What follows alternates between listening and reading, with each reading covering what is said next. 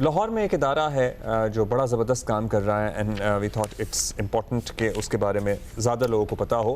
Pakistan kidney and liver institute PKLI 24 گھنٹوں میں 10 مریضوں کا کامیاب جگر ٹرانسپلانٹ کر کے دنیائے طب کو انہوں نے حیرت میں ڈال دیا ہے. مجموعی طور پر 10 ڈونرز اور 10 مریضوں پر مشتمل 20 سرجریز ایک ہی دن میں کی گئی ہیں جو ایک ریکارڈ ہے. ایبسلیوٹلی یقیناً اوبویسلی PKLI کے ڈاکٹرز اور دیگر جو پیرامیڈیکل سٹاف ہے اس عظیم کارنامے پر مبارکباد کے مستحق ہیں and we are going to talk to them.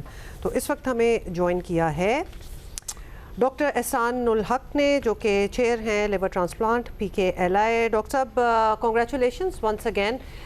یہ کس طرح ہوا کہ ایک ہی دن میں اتنی سرجریز ہو رہی ہیں؟ یہ کیا پلانڈ ہوتا ہے ٹو ڈو اٹ دس وے یا پھر it is just by coincidence کہ ڈونرز بھی مل گئے اور obviously پیشنٹس تو آپ کے پاس تھے ہی who needed these transplants؟ بسم اللہ الرحمن الرحیم. Thank you. بیسیکلی اس میں اب ہوتا یہ ہے کہ چونکہ اب PKLI ہاسپٹل یہ ایک ریفرل سینٹر ہے جہاں پہ پوری پاکستان سے بلکہ باہر سے بھی پیشنٹ ریفر ہوتے ہیں ٹرانسپلانٹ کے لیے. اس پر گورنمنٹ لا کوئی بھی بندہ اگر ڈونیٹ کرنا چاہتے ہیں تو وہ ایک فیملی ممبر ہونا ضروری ہے. بہت سارے پیشنٹس ہمارے پاس آتے ہیں جو کہ فیملی ممبرز ہوتے ہیں, ڈونیٹ بھی کرنا چاہتے ہیں, یا تو بلڈ گروپ کی کمپیٹیبلٹی کی وجہ سے یا ٹیکنیکلی یا جو جگر کا سائز ہوتا ہے وہ چھوٹا ہوتا ہے جس کے بیس پہ وہ اپنے پیشنٹ کو ڈونیٹ نہیں کر سکتا.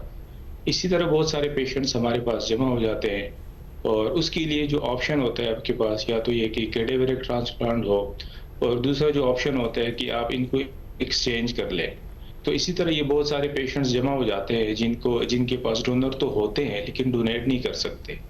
تو ان کو نا آسان الفاظ میں ایکسچینج ٹرانسپلانٹ کہتے ہیں یا پیڈ ایکسچینج یا سواپ ٹرانسپلانٹ سے کہتے ہیں کہ جس سے جن کو آپ ایکسچینج کر کے تو اس میں بیسیکلی ہوتا یہ ہے کہ ہر ایک پیشنٹ کو ایک آئیڈیل ڈونر مل جاتا ہے اور اسی طرح ان کو جو ہے وہ نئی زندگی مل جاتی ہے.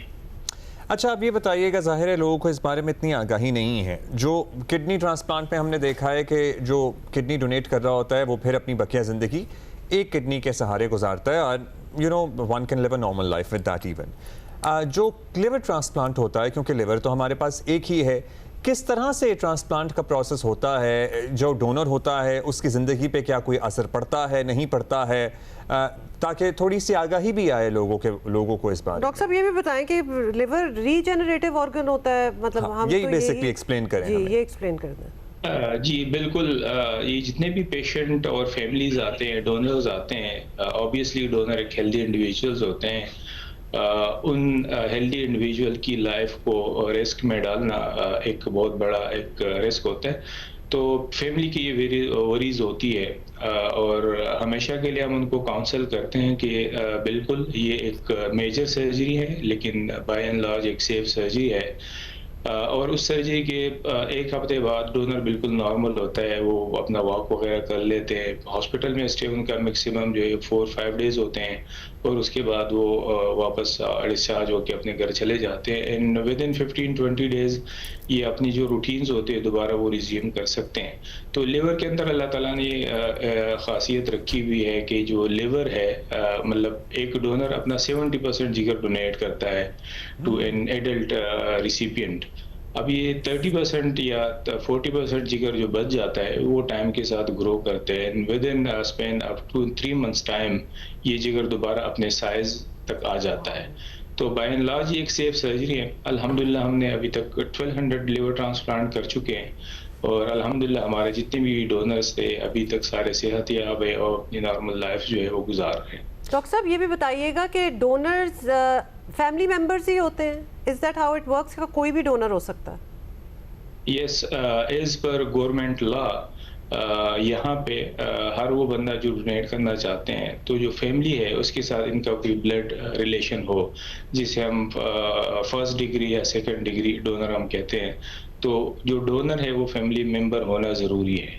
تو آپ لوگ جب پک کرتے ہیں کسی کو ضرورت ہے, اور بہت فیملیز میں تو ہمارے ہاں تو یہ بھی ہوتا ہے کہ ہر کوئی مدد کرنے کی کوشش کرے گا, تو آپ لوگ کیا کرائیٹیریا دیں؟ What is the best candidate for donor? Yes, donor کے لیے جو آئیڈیل ایک کرائٹیریا ہے ایز پر ہماری جو ہاسپٹل پالیسی ہے اس کے لیے ایج وہ 18 to 40 یا میکسیمم 50 ایئرس تک ہونا چاہیے. ڈونر جو ہے وہ بالکل سلم سمارٹ ہو, کیونکہ ابھی جو ریسنٹلی ایک نئی میٹابولک ڈیزیز آ چکی ہے because of obesity and life style, اسی کی وجہ سے بھی جگر افیکٹ ہوتے ہیں. اور بلڈ ریلیٹو اور جو بلڈ گروپ ہے وہ کمپیٹیبل ہونا چاہیے. یس, اگر آپ کے پاس اب ایشو ہے کہ وہ بلڈ کمپیٹیبل نہیں ہے تو آپ کے پاس یہ ایکسچینج ٹرانسپلانٹ والا جو آپ نے بتایا کہ سویپ ہو جاتے ہیں پھر ڈونرز. اچھا ڈاکٹر صاحب, یہ ضرور لوگوں کے لیے بتائیے, پورے پاکستان میں تمام لوگوں کا یہاں مفت علاج ہو سکتا ہے؟ یہ ٹرانسپلانٹ کی کوئی فیس ہوتی ہے یا فری آف کاسٹ ہے سارا کچھ؟ پی کے ایل آئی بننے کا جو مقصد تھا, ایک ویژن اور مشن تھا, وہ یہی تھا کہ جی وہ لوگ جو کہ نان افورڈنگ ہے, اپنا علاج پیسے دے کے نہیں کرا سکتے, تو بالکل اس پیشنٹ کا یہ حق ہے کہ اس کو بھی یہ علاج کی فیسلٹی اویلیبل ہو.